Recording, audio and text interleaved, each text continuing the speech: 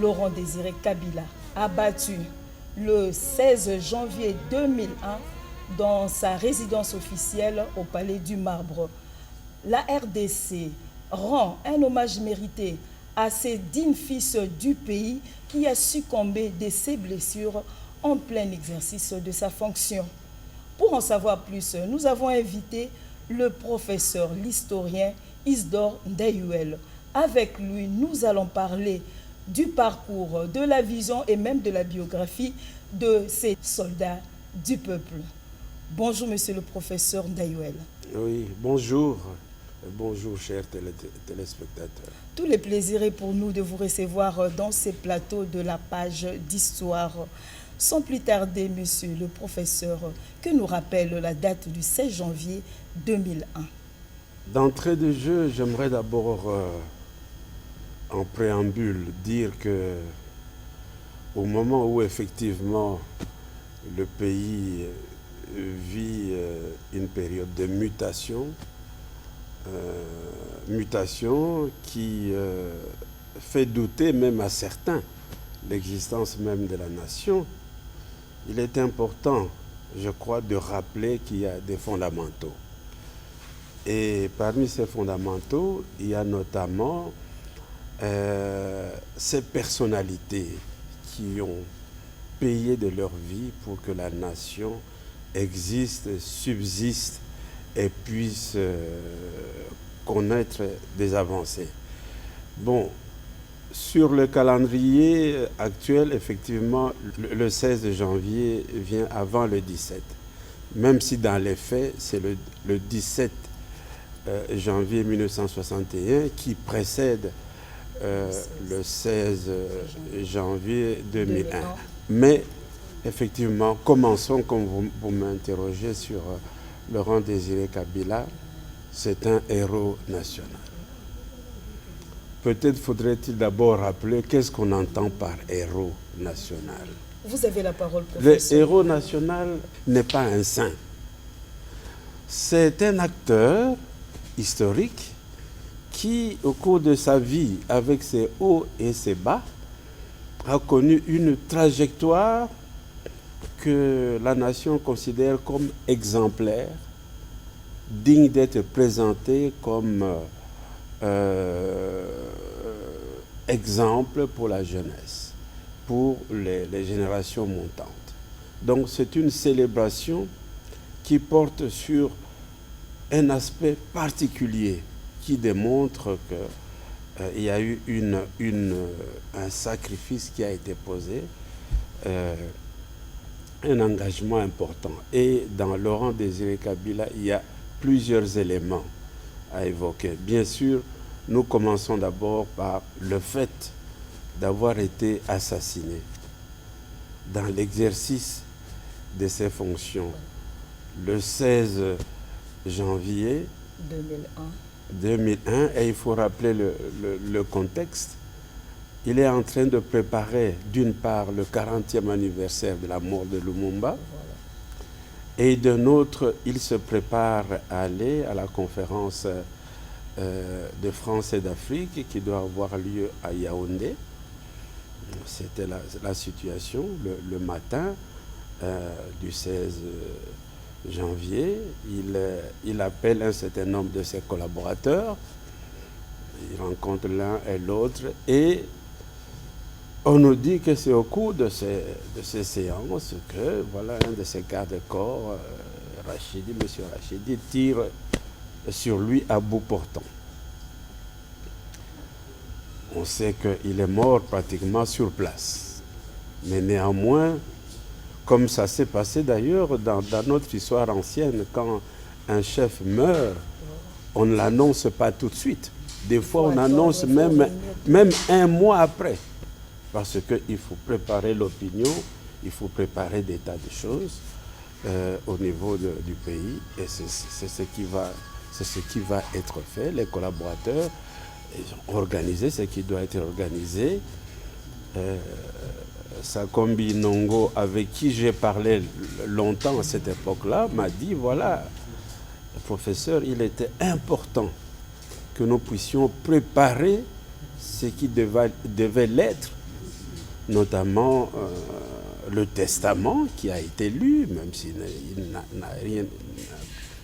pas eu à voir avec ce testament, mais c'était important parce qu'on évitait bien sûr qu'il y ait révolte des Kadogo, de l'armée, qu'il y ait du désordre. Donc voilà le fait. Les faits qui se passent à cette date-là.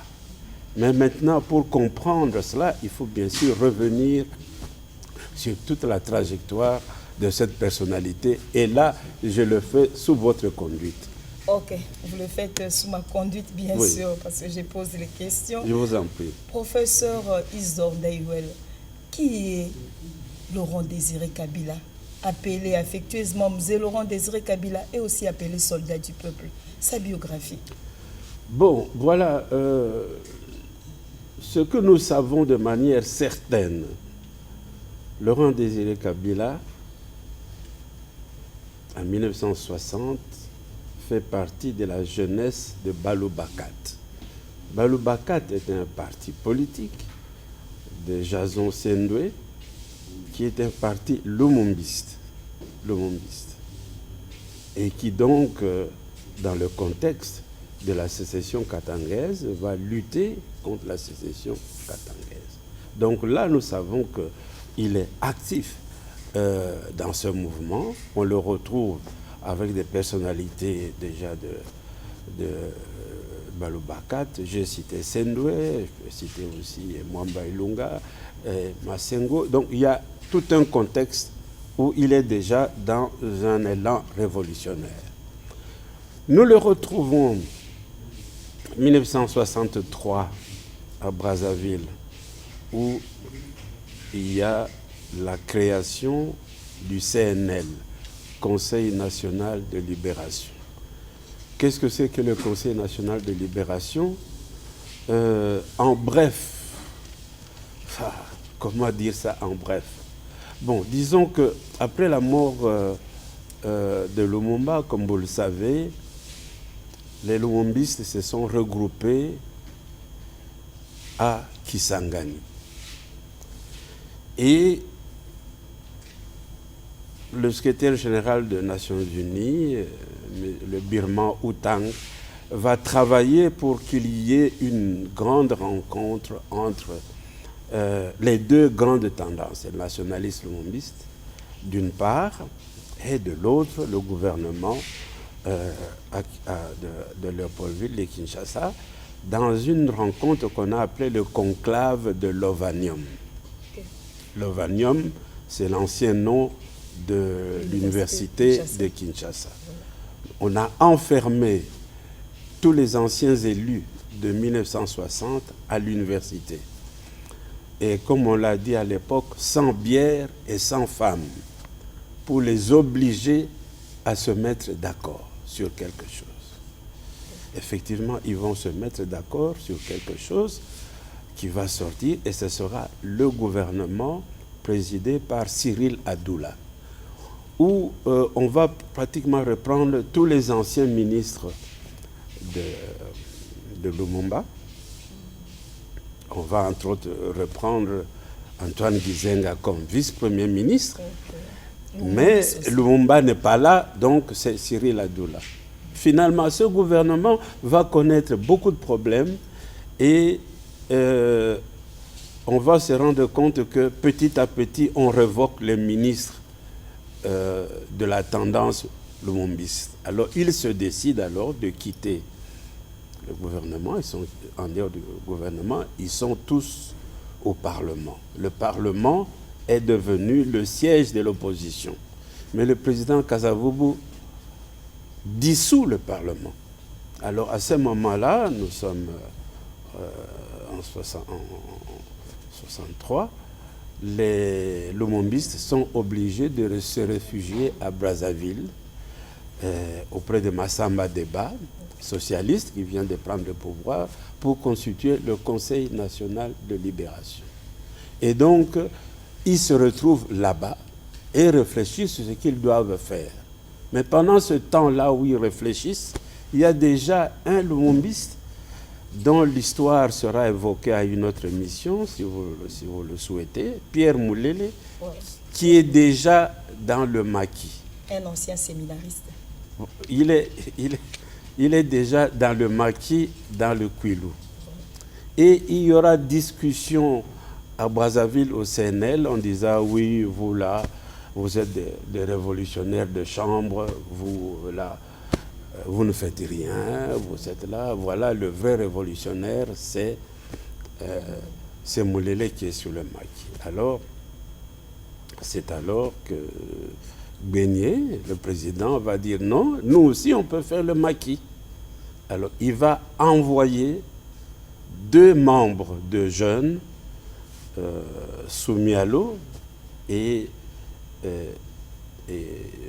justement Kabila. Il va les envoyer à Bujumbura. Laurent Désiré Kabila. Laurent Désiré Kabila, oui, il faut bien préciser parce qu'il y a 2 Kabila. Laurent Désiré Kabila, on les envoie à partir de Bujumbura, qui est de tendance socialiste. Hein. Nous sommes dans le Bujumbura du roi Mwambutsa. Et c'est là qu'il commence l'autre rébellion, en s'attaquant, en commençant du côté de l'Est. Et là, nous retrouvons un Laurent Désiré Kabila, déjà maintenant, non seulement simple militant jeune, mais commence vraiment une action, je dirais, révolutionnaire. Donc là, c'est un autre aspect. Alors nous savons que cette rébellion marche tellement bien que en 1964, ils arrivent à prendre la ville de Stanleyville, de Kisangani, et on met en place un nouveau gouvernement, un gouvernement distinct sous la présidence de Beignet. Et là, nous retrouvons Laurent Désiré Kabila comme vice-ministre des Affaires étrangères, avec Thomas Kanza qui est le ministre, et lui, il est vice-ministre des Affaires étrangères. Mais vous savez, avec moi, et tous les spectateurs, vous le savez, que cette expérience de Stanleyville va tourner court parce que le président Beignet commettra, je crois, l'erreur de prendre énormément d'otages, tous les Blancs comme otages.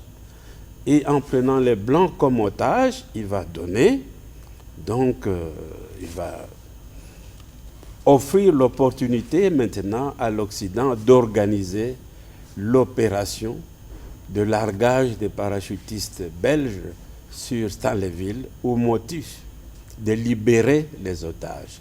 Et ça se passe le 24 novembre 1964. Donc, Laurent Désiré Kabila, et alors tout le monde fuit. Laurent Désiré Kabila fuit. L'expérience a tourné court.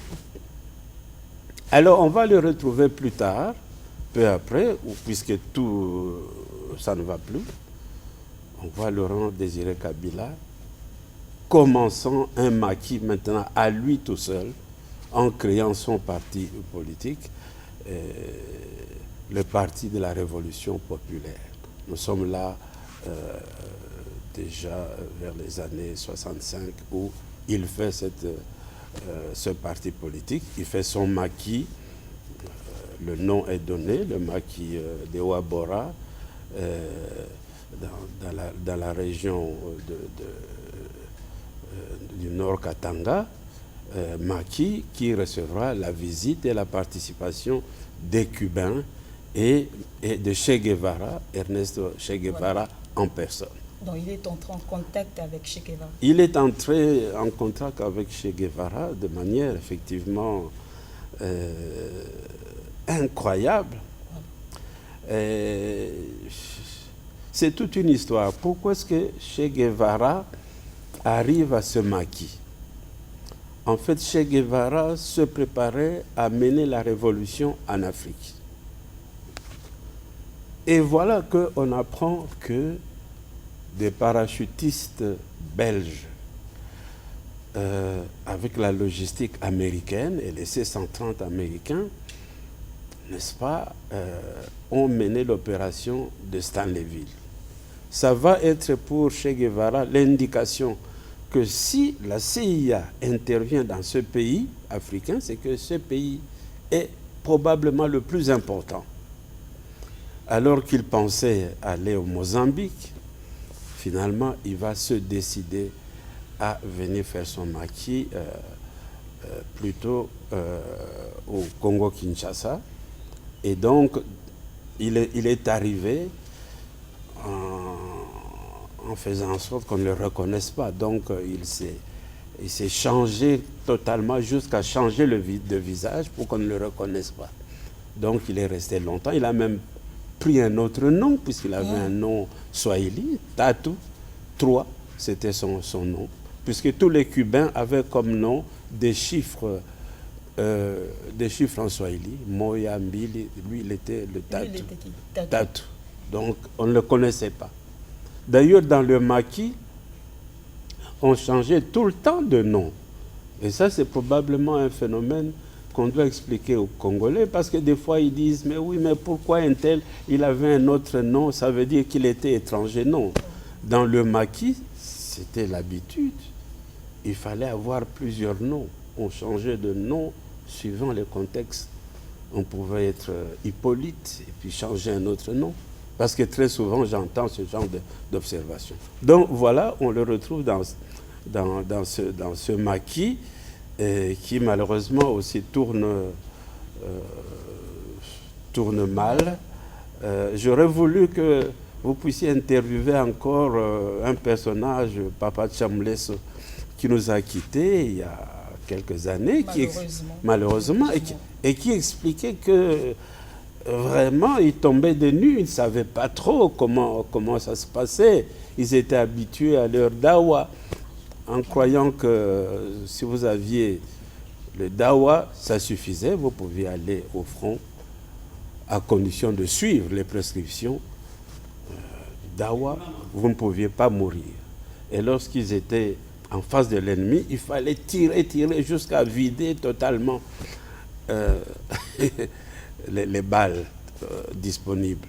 Mais donc, Che Guevara et les Cubains ont eu beaucoup de mal à donner la formation qu'il fallait, mais c'était une formation qui n'a pas pris beaucoup de temps, puisque déjà, à ce moment-là, sur décision de la 3e réunion de l'OUA qui s'est tenue à Accra, en 1965, il a été décidé qu'il fallait renvoyer tous les mercenaires en Afrique.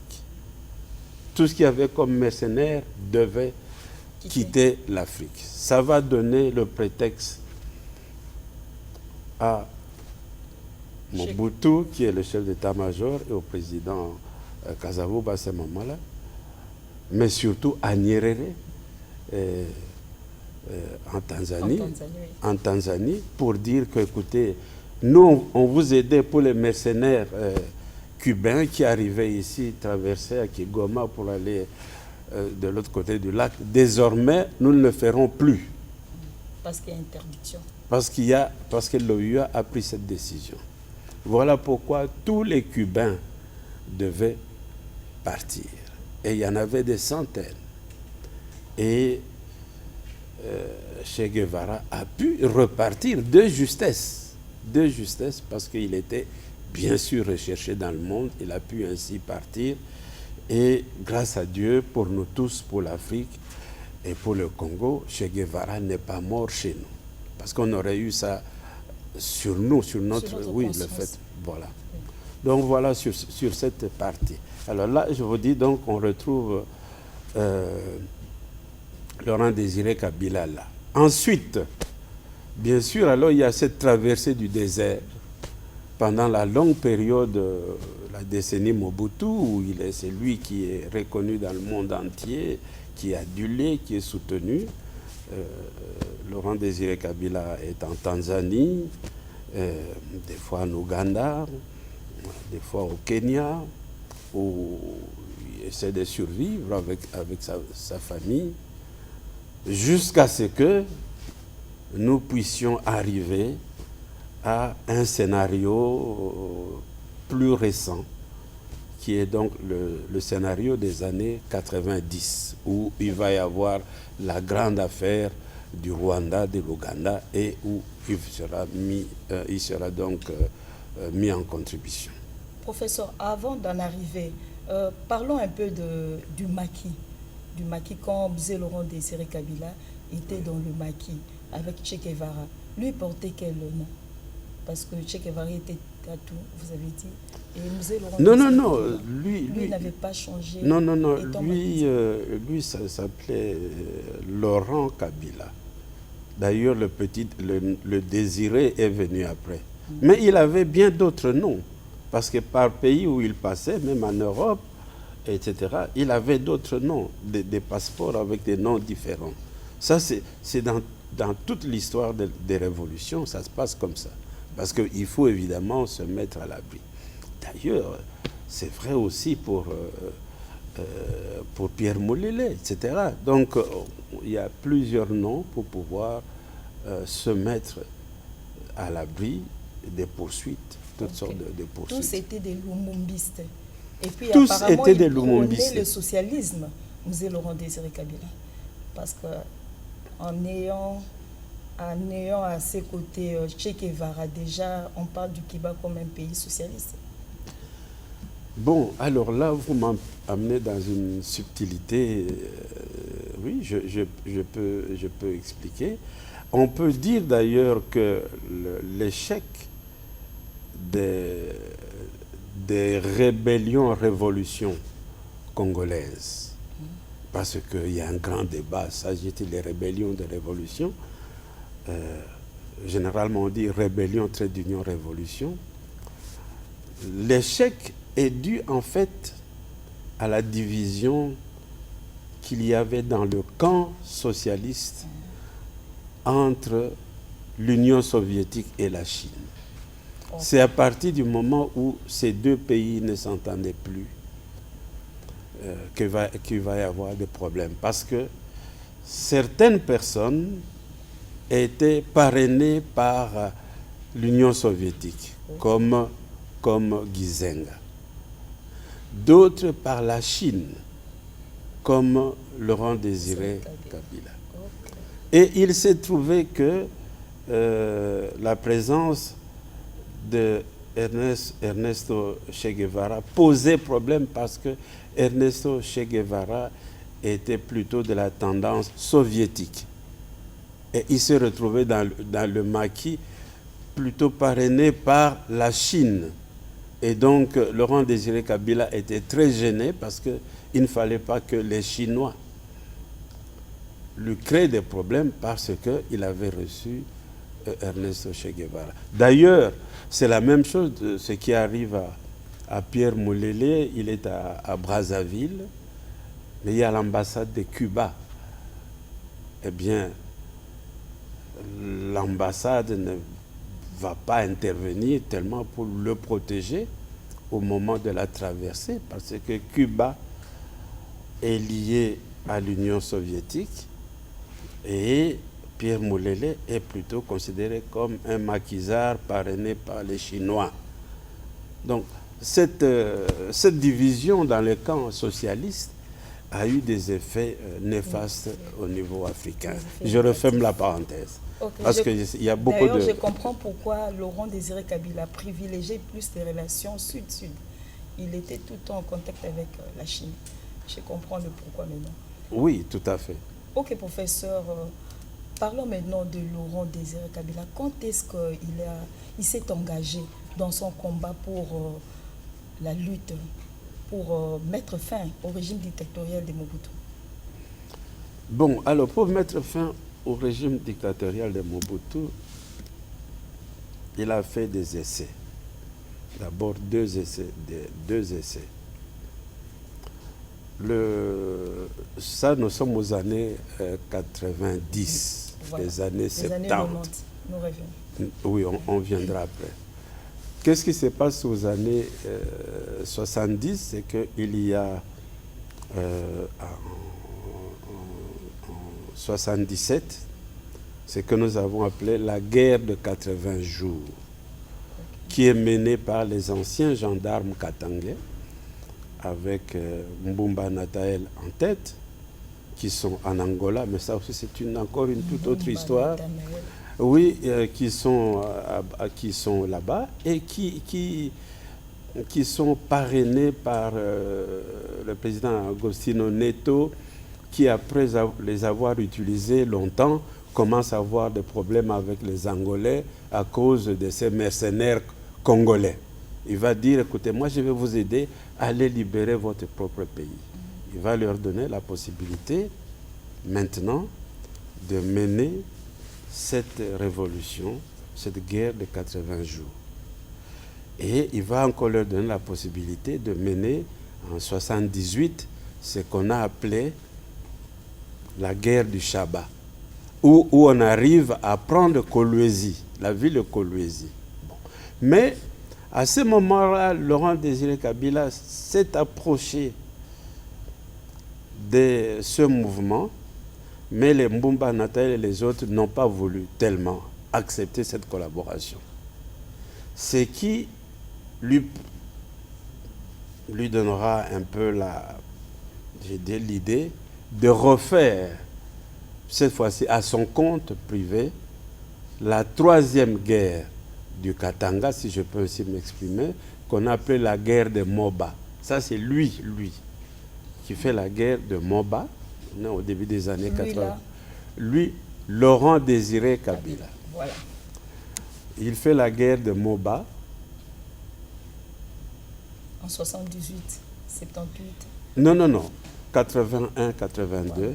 Moba 1, Moba 2. Et ça dure une journée ou deux, pas plus. Donc, c'est là où Ewa Bora est vraiment presque rasé, où il est vraiment obligé de rester dans les montagnes. Parce que il n'a pas pu avoir un soutien comme le FLNC de Mbumba avait les Angolais. Tandis que lui, il a fait à titre simplement avec ses militants. Donc ça n'a pas marché. Au nord Katanga, donc il s'est retrouvé isolé. Alors, il a recommencé ses activités commerciales pour pouvoir faire vivre sa petite république. Il fallait bien qu'il y ait des sous. On ne peut pas faire la révolution sans avoir de l'argent. Alors, c'est dans ce contexte qu'il était en contact avec le président Nyerere, toujours le président Nyerere. Mais il se trouve que le président Nyerere a aidé Museveni à prendre le pouvoir. Museveni, le président de l'Ouganda. Le président Museveni prend le pouvoir en 1986, avril 1986, où il devient président de la République. Et nous sommes en 1986, vous savez que quelques années après, en 1990, 90, nous avons au mois d'août les premières attaques du FPR, Front Patriotique Rwandais, pour déstabiliser le président Habyarimana au Rwanda. Alors, dans ce contexte-là, Laurent Désiré Kabila va se retrouver là. À Kinshasa, il y a la conférence nationale souveraine. Le président Museveni, parce que ça on ne le dit pas, le président Museveni a amené Laurent Désiré Kabila rencontrer Mobutu. Okay. Ils se sont rencontrés à Gbadolite. Et le président Mobutu a donné à Laurent Désiré Kabila le passeport zaïrois pour qu'il puisse devenir membre de la conférence nationale souveraine. Ok. Bon. Lors des assises. Voilà. À Kinshasa. La candidature de Laurent Désiré Kabila était parmi les délégués du Nord ou du Sud Kivu. Mais la conférence nationale souveraine, lors des validations de mandat, a invalidé Laurent Désiré Kabila. C'est d'ailleurs le début de la colère de Laurent Désiré Kabila sur la conférence nationale. Ça n'a jamais été dit. Bon. Mais je peux quand même dire qu'à la conférence nationale souveraine, au moins la déclaration des historiens que j'ai présentée... Vous étiez participant. J'étais participant. Je crois que j'étais un des seuls à citer le nom de Laurent Kabila à la CNS lors de la déclaration. Parce qu'à ce moment-là, il n'est pas connu au niveau de l'opinion. C'est sur le plan purement intellectuel que je connaissais. Et en voilà. tant qu'historien, bien sûr. Oui, cette action en disant que la réconciliation qu'on fait ici n'est pas une réconciliation complète. Il y a encore des gens voilà, qui ne sont pas en dehors. Donc voilà ce que je peux dire. Alors à ce moment-là, ça n'a pas marché. Mais je ne vais pas revenir sur la longue histoire de l'AFDEL. On en connaît l'origine. Dans la mesure où il y a eu les événements du 6 avril 1994 et que les troupes, les phares, c'est-à-dire les forces armées rwandaises d'Abiyarimana, ont fui sur l'autre rive du lac, c'est-à-dire ils ont fui au Congo, au Zaïre. Maintenant, le nouveau pouvoir rwandais cherchait l'occasion de poursuivre les vaincus et de les empêcher de réattaquer. Mais ils ne pouvaient pas le faire, puisque de l'autre côté du lac, c'est un autre pays. Sur le plan international, ça n'aura pas de sens. C'est alors que, autour justement de Nyerere, tout ça, on a concocté ce projet de dire, mais au fait, Laurent Désiré Kabila a toujours lutté pour faire partir Mobutu. Ce serait une bonne occasion justement de lier les deux agendas. L'agenda rwando-ougandais pour pouvoir poursuivre les troupes d'Abiyarimana de l'autre côté, et puis voilà. Et c'est sur ça, sur cet accord, un accord évidemment, vous voyez bien, plein de malentendus, que se crée l'AFDEL.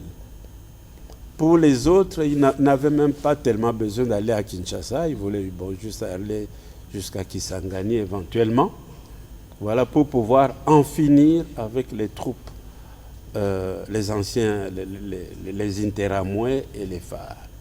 Mais l'agenda de Laurent Désiré Kabila est de faire la révolution au Congo et d'arriver à mettre fin au régime de Mobutu. Mais content d'abord d'être invalidé lors de la conférence nationale souveraine. Oui. Mais c'est pour ça, dès sa prise de parole, il dira qu'il ne se sent pas concerné par les résolutions de la soi-disant conférence nationale.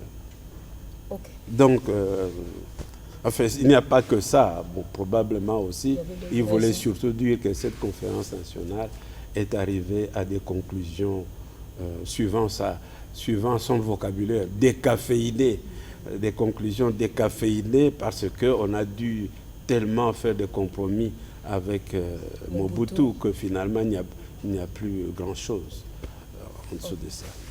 Le 17 mai 1997, Laurent Désiré Kabila prend le pouvoir à Kinshasa. Ouais. Quelle a été la vision de Laurent Désiré Kabila pour ces grands pays? Bon, quand Laurent Désiré Kabila prend le pouvoir, il va s'exprimer d'ailleurs en un discours, pas tant ce jour-là, mais un discours après, que j'ai d'ailleurs reproduit dans l'histoire générale du Congo pour ceux qui aiment la lecture, où il dit très bien qu'il revient sur le projet de faire un grand Congo comme étant le début de la mise en place d'un panafricanisme. Donc, un Congo fort pour pouvoir faire une Afrique forte. Et donc, il va déjà lancer cette idée. Mais cette idée était déjà lancée aussi par Museveni. Parce que Museveni aussi estimait qu'il doit construire, on doit construire l'Afrique à partir de l'Ouganda. Et donc là, déjà sur le plan conceptuel, il y avait déjà un certain conflit parce que lui entendait cette construction à partir de Kinshasa. Donc là, le problème. Mais cependant, notre héros national, Laurent Désiré Kabila, avait donc beaucoup de problèmes puisque déjà à ces moments, à cette séance, ses parrains estimaient qu'il ne leur avait pas vraiment rendu service. D'abord parce que à Lubumbashi, lorsqu'il lit lui-même la déclaration en disant que Laurent Désiré Kabila devient le président de la République démocratique du Congo, ça n'a pas fait l'objet d'une concertation. Il était porte-parole jusque-là de l'AFDEL. Et on peut dire que c'est pratiquement le premier coup d'État qu'il a fait à l'AFDEL. C'est-à-dire qu'il s'est proclamé chef de l'État. Il a pris les devants parce qu'il connaissait les agendas des parrains. Donc, cela va revenir après, parce qu'on dira non, voilà, il n'a pas joué le jeu. Et il va y avoir des tentatives d'assassinat. Spécialement lorsqu'il est en voyage à Cuba, il va y avoir des tentatives d'assassinat, ce qui fait que dès qu'il revient du voyage, il prend la décision courageuse, suicidaire, casse-cou, la décision en juillet 1998, de dire qu'il demande aux troupes rwando-ougandaises qui se trouvaient dans l'armée congolaise de rentrer chez eux. Une décision qui va vraiment tomber comme un coup près, c'est là où ça passe, où ça casse. Dans une armée qui est dirigée essentiellement par eux, et dès qu'ils partent, eh bien, nous allons alors vivre ce que nous vivons le 2 et le 3 août. C'est-à-dire qu'ils partent pour revenir. D'abord, ils partent, il y a les troupes restées sur place qui ne sont pas parties, qui se sont révoltées à Kinshasa, à Kisangani, à Goma. Et puis, il y a cette opération aéroportée où les anciennes troupes rwandaises débarquent à Kitona, prennent Kitona et essaient de reprendre à revers la capitale de Kinshasa pour mettre Laurent Désiré Kabila hors d'état de nuire.